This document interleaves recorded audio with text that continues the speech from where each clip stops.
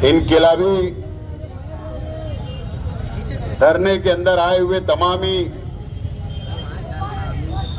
शहर की आवाम, minority defence committee के तमामी जिम्मेदारान, शान हिंद साहिबा, मुस्तकीम डिग्रेटी साहब, कम्युनिस्ट पार्टी से जमशीद भाई, मुर्तुजा कामरेड साहब, फारूक फिरदौसी साहब और तमामी जिम्मेदारान, दोस्तों और साथियों, मुझसे पहले मेरे साथियों ने आप लोगों के सामने अपनी बातों को रखा। मैं बहुत ज्यादा तफसील में नहीं जाना चाहता।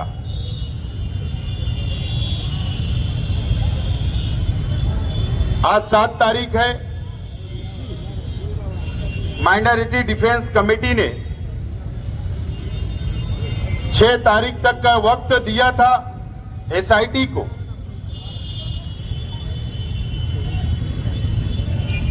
कि हमारे मासूम बच्चे जिनको तालीम हासिल करना है अभी नए तालीमी साल से,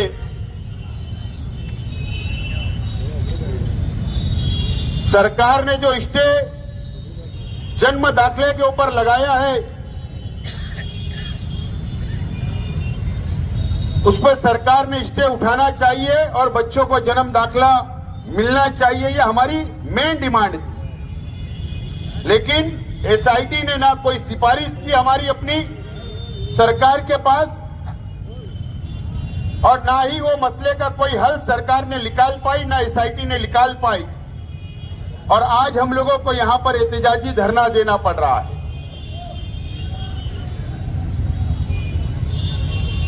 आप लोगों को पता है कि मालेगांव शहर को पार्लियामेंट के इलेक्शन से बदनाम करने की एक साजिश बीजेपी की तरफ से की जा रही है। किरीट सोमैया मालेगांव शहर के लिए कि यहां पर रोहिंग्या मुसलमान हैं, यहां पर बांग्लादेशी घुसे हुए हैं, इल्जाम लगाकर सरकार से मुतालबा करता है और सरकार 24 घंटे के अंदर 9 जनवरी को एसआईटी बना देती है और इंक्वायरी शुरू हो जाती है। 4000 रोहिंग्या यहां पर रहते हैं, बांग्लादेशी मालेगांव में रहते हैं। इस तरीके का इल्जाम लगाकर जन्म दाखिले के ऊपर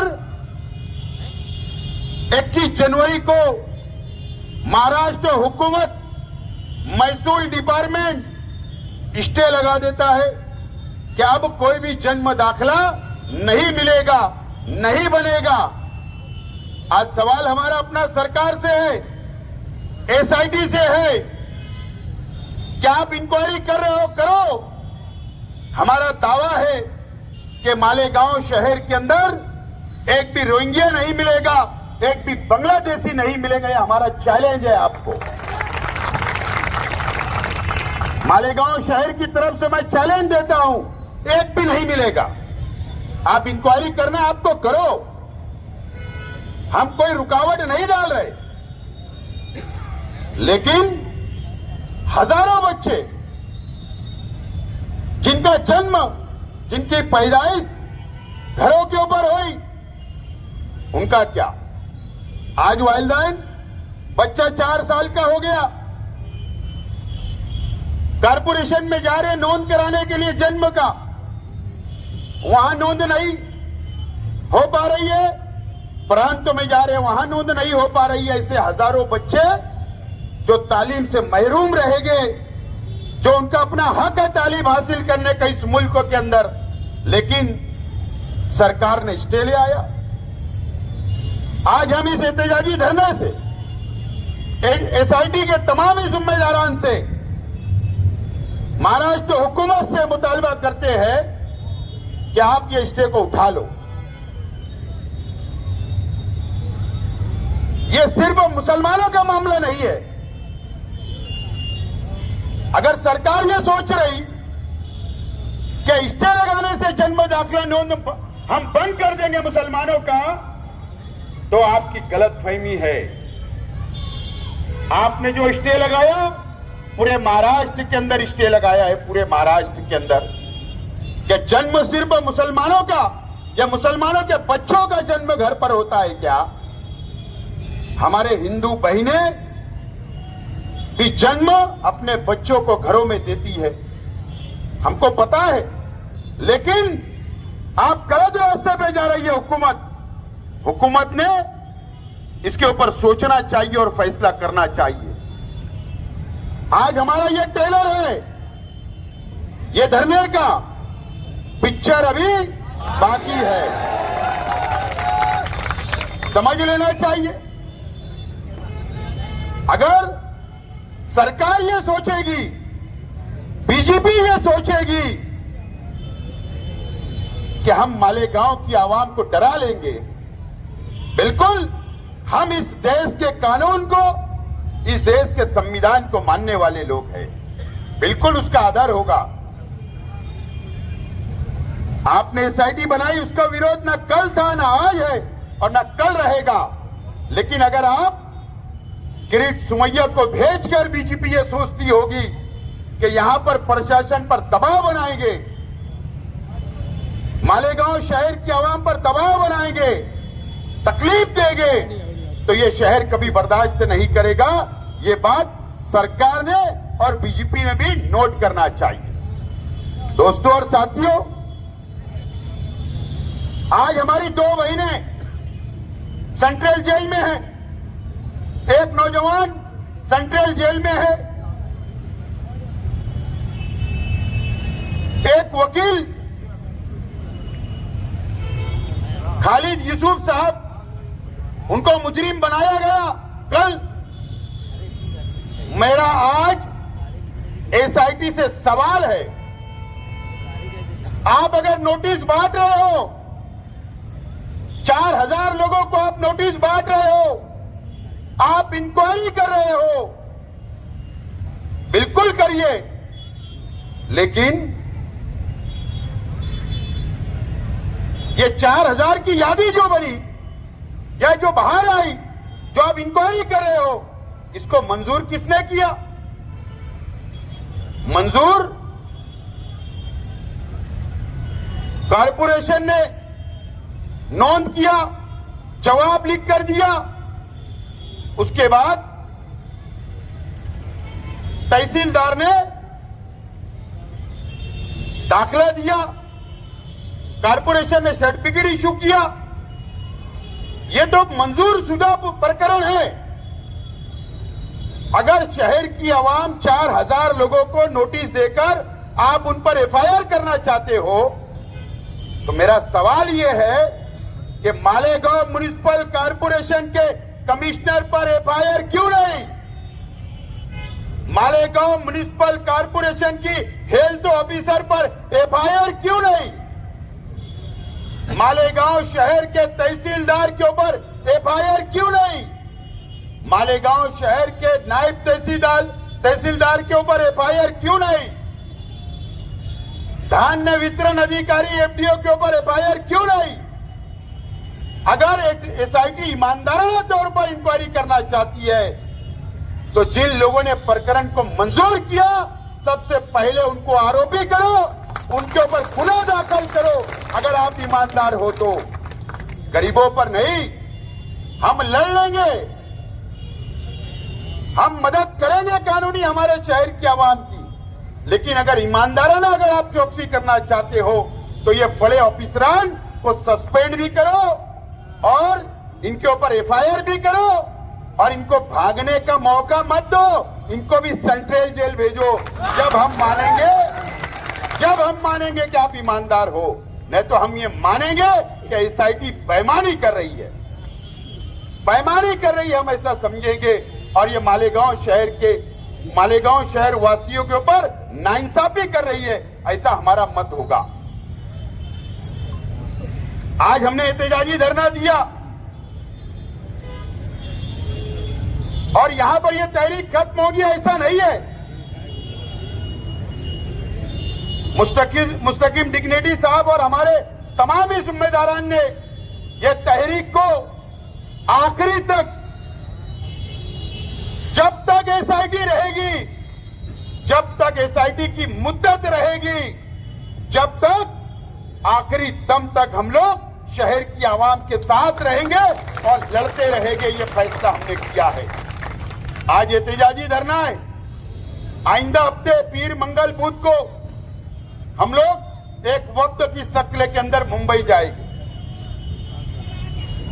और ये जो हमारा मुतालबा था, बच्चों को जन्म दाखिला मिलना चाहिए, साफ सुथरी इंक्वायरी होना चाहिए, मालेगांव को बदनामी से रोकना चाहिए, मालेगांव शहर वालों के साथ इंसाफ होना चाहिए, ये मुतालबा लेकर हम लोग मंत्रालय जाने वाले हैं। चाहे वजीर आला से मिलने की बात हो, चाहे नायब वजीर आला से मिलने की बात हो या अधिकारियों से मिलने की बात हो, हम लोग मंत्रालय जाकर वहां पर हम लोग मेमोरेंडम देंगे और वहां पर हम ये डिमांड करेंगे कि हमारा मुतालबा जो बच्चों के दाखिले का है उसके ऊपर स्टे जो लगा है वो हटाया जाए और बच्चों को जन्म दाखिला मिलना चाहिए और बाकी और मुतालबे हम लोग वहां पर जाकर करेंगे।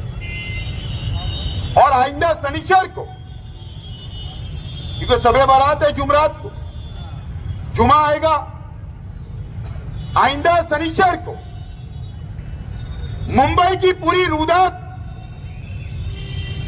प्रेस के जरिए प्रेस कॉन्फ्रेंस लेकर हम शहर की आवाम के सामने रखेंगे हमारी बातों को और उसी दिन आइंदा का लाएमल हम लोग तैयार करेंगे और ये लड़ाई को आगे बढ़ाएंगे। पुरअमन तरीके से हम लोग आगे बढ़ाएंगे। दोस्तों और साथियों, मैं आज मालेगांव शहर की आवाम से अपील करता हूं कि मालेगांव शहर को बदनाम करने के लिए, मुसलमानों को बदनाम करने के लिए यह शहर को टारगेट किया जा रहा है। अभी मैंने देखा एक साथी ने हमें नोटिस बताई कि हमें भी बुलाना हुआ। कई लोगों को पुलिस स्टेशन से, कई लोगों को कारपोरेशन से फोन जा रहे हैं।